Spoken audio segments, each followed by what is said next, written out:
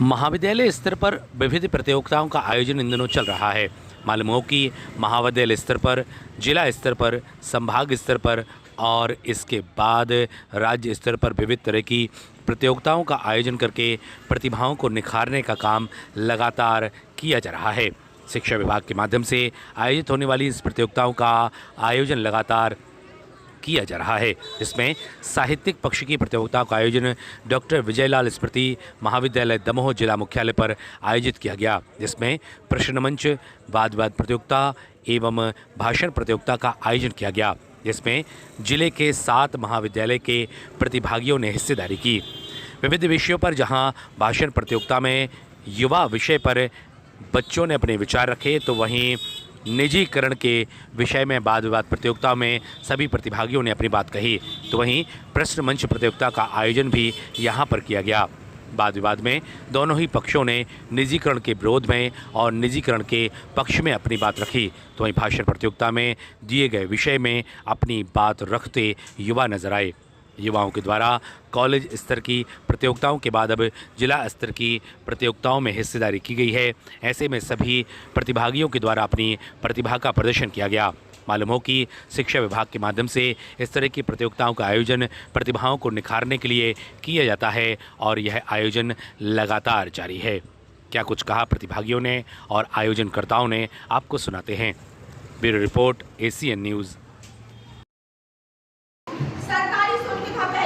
यात्रा की फीस थी वो नियमित थी। अब जो प्राइवेटाइजेशन हो गया है तो यात्राओं का जो शुल्क है वो बहुत ज्यादा हो गया है। जो गरीब वर्ग के लोग हैं, मध्यम वर्ग के लोग हैं, वह यात्रा नहीं कर पा रहे क्योंकि बेरोजगारी बहुत है, महंगाई बहुत है, तो वह इतना नहीं कर पा रहे। तो निजीकरण हमारे लिए बिल्कुल भी सही नहीं है।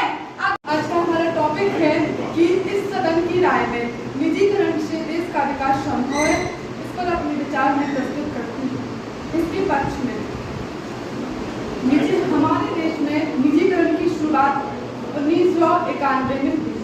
निजीकरण से तात्पर्य है सरकारी संस्थानों का, सरकारी कंपनियों का, सरकारी व्यवसायों का निजी क्षेत्र में ट्रांसफर करना निजीकरण कहलाता है। निजीकरण कहलाता है। निजीकरण से हमारे देश का बहुत विकास हो रहा है। यदि बाजार में बहुत सी कंपनियां होंगी, बहुराष्ट्रीय कंपनियां होंगी, बहुत सी कंपनियां होंगी, तो सभी कंपनियां ऐसी सोचेंगी कि हम सभी को सस्ती से सस्ती और अच्छी से अच्छी वस्तुएं और सेवाओं को उपभोक्ताओं को प्रदान करना है। और इससे बाजार में कंपटीशन होगा तो लोग जो अच्छी वस्तुएं होगी, कम की होगी, उनकी ओर शिफ्ट होने लगेंगे। तो इससे बहुत फायदे हैं। बहुत सारी कंपनियां होगी तो उनके लिए कर्मचारियों की बहुत आवश्यकता होगी, और जब कर्मचारियों की आवश्यकता होगी तो हमारे देश में रोजगार बढ़ेगा। रोजगार बढ़ेगा तो हमारे देश की GDP का विकास होगा, और देश की GDP और यदि रोजगार के साधन मिलेंगे तो हमारे देश का भी विकास होगा। इससे निजीकरण से हमारे देश का विकास संभव हो सकेगा। निजीकरण अच्छा होता, अगर आपसे पूछना चाहूँगी अगर निजीकरण अच्छा होता तो सरकारी अस्पतालों में भीड़ ज्यादा नहीं होती, प्राइवेट अस्पतालों में भीड़ ज्यादा होती। सरकारी बैंकों में भीड़ ज्यादा नहीं होती, प्राइवेट बैंकों में भीड़ ज्यादा होती। क्या कोई प्राइवेट कंपनी हर साल महंगाई बढ़ने पर हमारी वेतन में वृद्धि करती है? क्या कोई प्राइवेट कंपनी हमें मेडिकल लीव देती है? क्या कोई प्राइवेट कंपनी हमारे लिए हर साल वेतन में वृद्धि कर सकती है? जैसे सरकार के द्वारा यदि कोई व्यक्ति गवर्नमेंट जॉब करता है और उसकी मृत्यु हो जाने के बाद उसे अनुकंपा मिलती है, क्या कोई प्राइवेट कंपनी कर सकती है? नहीं। प्राइवेट कंपनी केवल अपना ही स्वामित्व देखती है और अपना लाभ देखती है। प्राइवेट कंपनी जैसे कि हमारे पक्ष वालों ने बताया कि प्राइवेट कंपनियां हैं, उनसे हमें रोजगार मिला है, जबकि प्राइवेट कंपनियां से रोजगार नहीं, बेरोजगारी आई। जैसे रेलवे का निजीकरण। अपनी बात आप रखेंगे तो सभी लोग ध्यान से सुनेंगे और हड़बड़ी करके नहीं। आपके पास पर्याप्त टाइम है, आप यहाँ पर टाइम का अच्छा उपयोग करें। नेक्स्ट कॉलेज आकर पक्ष में अपनी बात रखेगा। आज डॉक्टर विजयलाल स्मृति महाविद्यालय में जिला स्तरीय साहित्यिक पक्ष की प्रतियोगिताएं, जिनमें प्रश्न मंच, वाद विवाद और भाषण प्रतियोगिताएं हैं।